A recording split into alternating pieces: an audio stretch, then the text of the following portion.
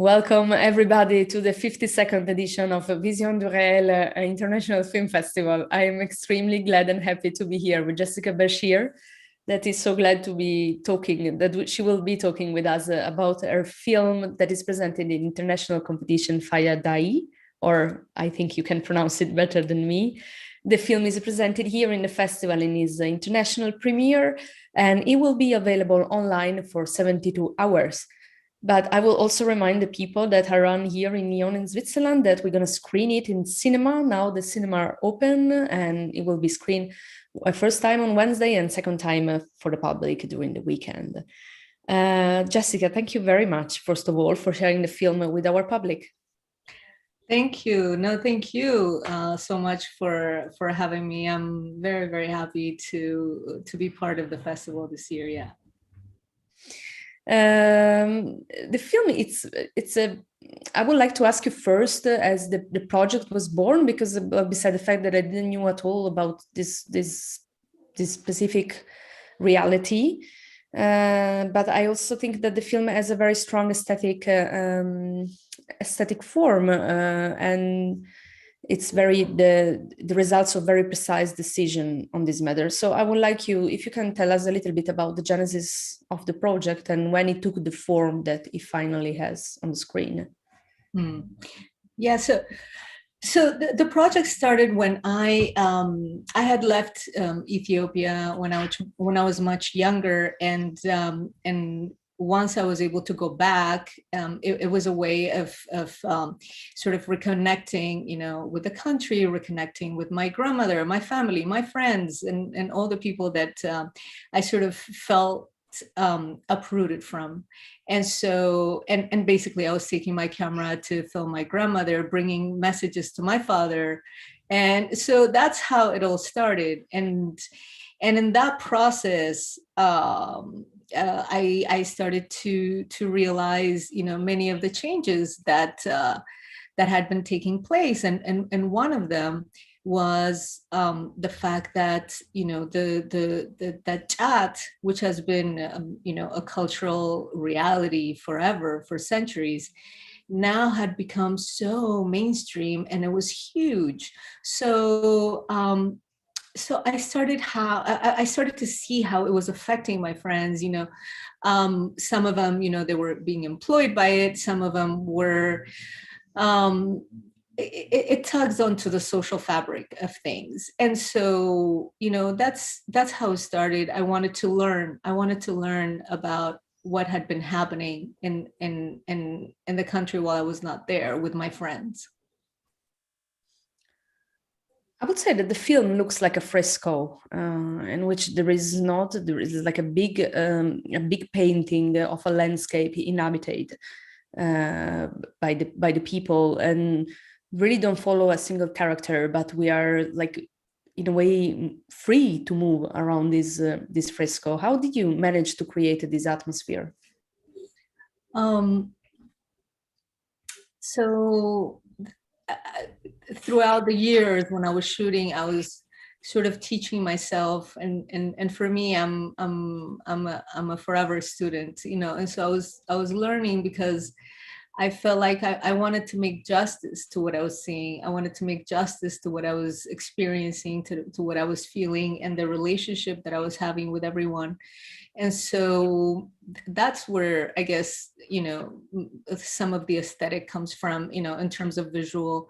But when it comes to form, form was very important for me. And that's something that I started to think of, even before. So the form, like to go back to the question, how did it come about? How did it take shape, in this particular way?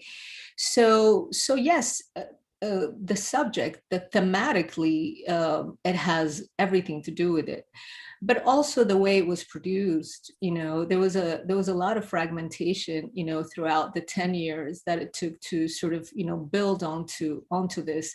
So I guess a lot of it reflects also that, but most importantly, I just wanted to move freely through space and time. Mm-hmm. And that's what sort of, I wanted to find that expression. You know, if I was free to move freely through space and time, and also that is a way that some of my friends were feeling, that were very frustrated, and sort of got around that, you know, through chat, or, you know, through migrating, you know, whichever way they could. So very much the whole concept of moving, you know, even through the editing, through space and time, and just not necessarily pay attention to any of those barriers, because they are barriers at the end of the day, you know, because when we're walking around and you're taking a walk from here to your work or your school, you know, you're in many, many places, you know, it's not like we are 100% present all the time. We are in so different places. So I was trying to basically bring that, and how does it feel to be in that space. And also because this particular experience of chat also, you know, does something like that. It's sort of like lucid dreaming, you know, if you're here, but you're very lucid, you're not drunk, you're not hot, you're nothing, but you're able to come in and out of realities. And it also gives you a certain focus. And so that's why, you know, some of the things are very precise, you know, because when people chew, it gives them a certain focus. Mostly the farmers use it to work. It gives them energy. So they wake up in the morning, they have their coffee, they have a little chat, and they're able to work even harder than if they didn't have it, you know. The thing is, it became mainstream and people were chewing it, but for other reasons, you know. It's almost like it has so many meanings and adjectives, because you can use it or maybe just to relax. It's everybody chews. It's culturally, it's lived there for a long time. But what I realized is most of my friends, for example, they were burying frustrations in there. They would wake up in the morning very eager to, young, you know, very eager to do something, you know, like just come out of the house and let's see what happens today. And by noon, nothing's happening. They probably didn't get a gig or working on something, anything. So right away, by noon, you start looking for your chat where you can just sit and you just like exit, you know. And so it serves so many, you know, just like anything, you know, it just, people have different experiences across the social spectrum. So I wanted to speak of, you know, those were the ones that were close to me and what exactly was happening in their lives. It's interesting to me to say, because to listen to it, because I think that what you're saying for me was also visible in the landscape. It's like if in a certain way you were transfigurating the landscape, the natural landscape, and that this sort of lucid dream you were talking about, it was like is what I saw on the screen. It's the nature that I saw on the screen was reflecting this that you just said. And maybe it's also because of the black and white that you were using and how this aspect came up in the film. Yeah, that was a decision that I did early on.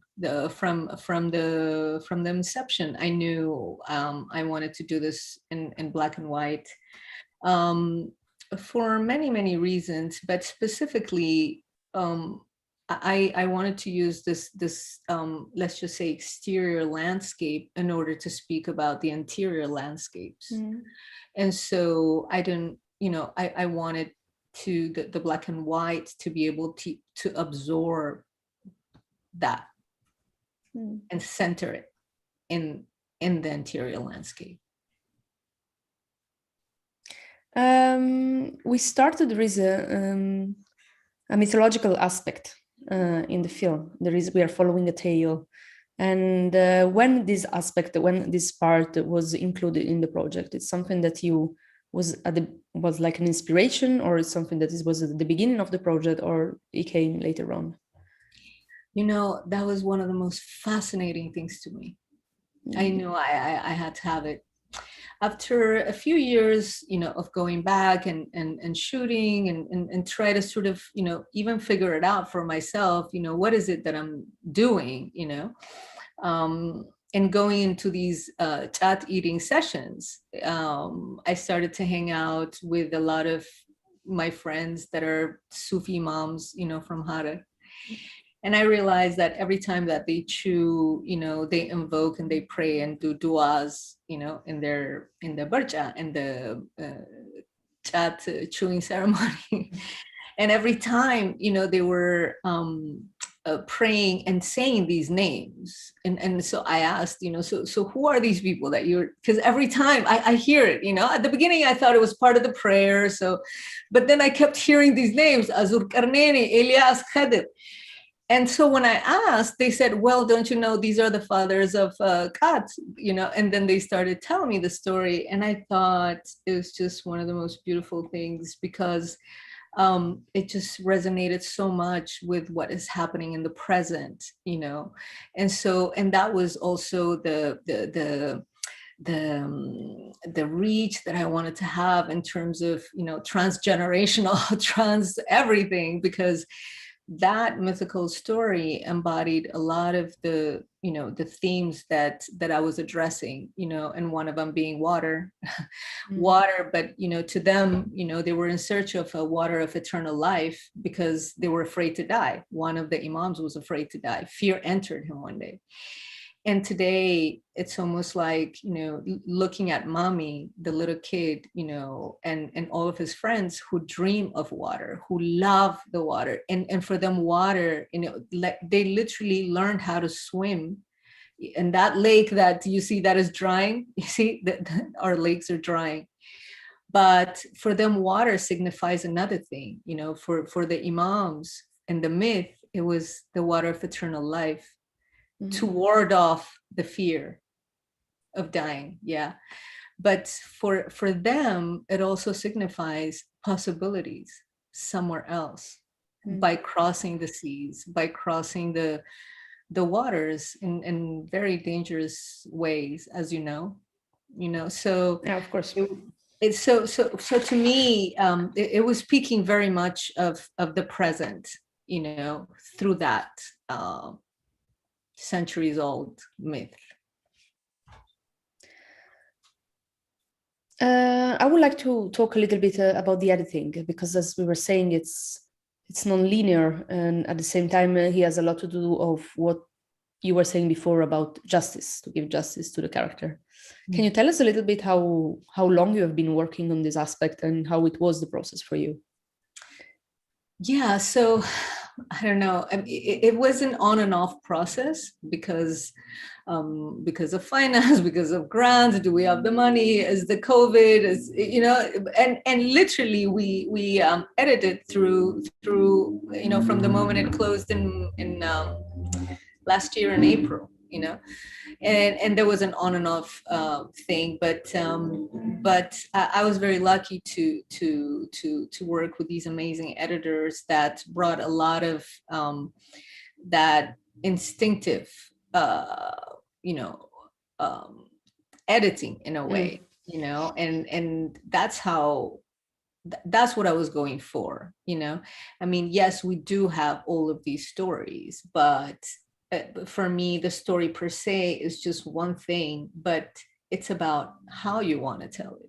For me, I come from a place where oral history is the thing, is the history. That's how I hear stories from my grandmothers and so forth. And the way that they tell those stories, I don't see any linearity in that. And if it was linear to me, I don't think I would be, it wouldn't, I don't know. I was following that,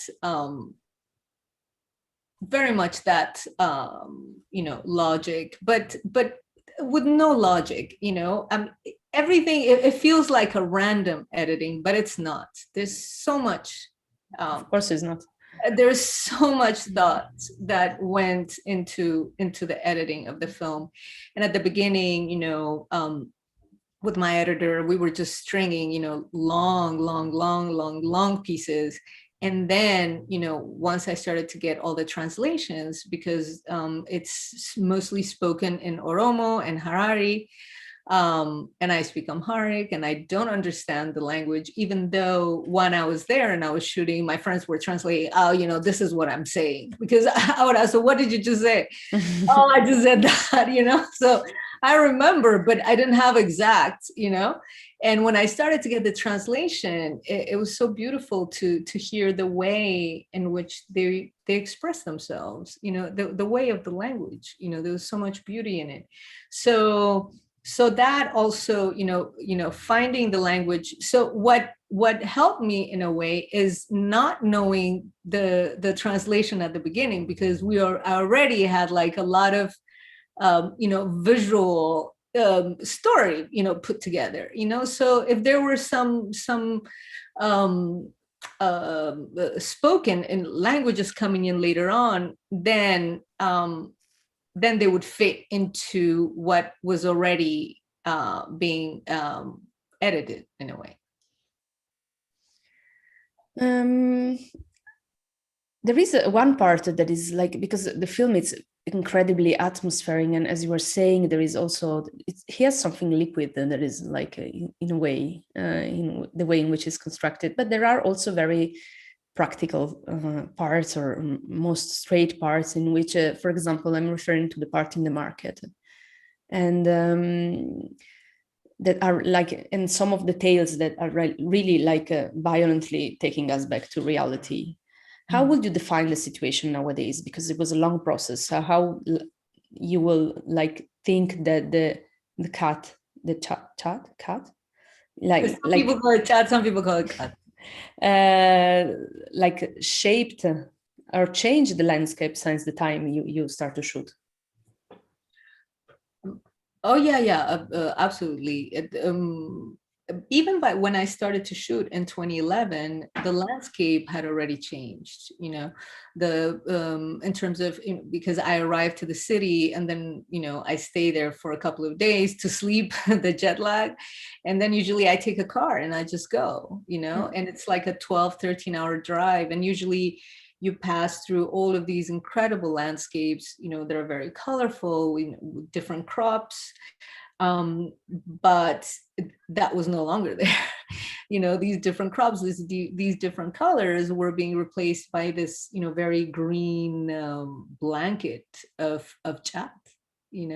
So even that, visually, that is already very impactful, even without knowing what is behind it, but so yeah, I don't know, what was the question? I forgot. How for you the khat, like how did you, what is the actual situation, how you think it changed the landscape, and how what is its influences on the landscape?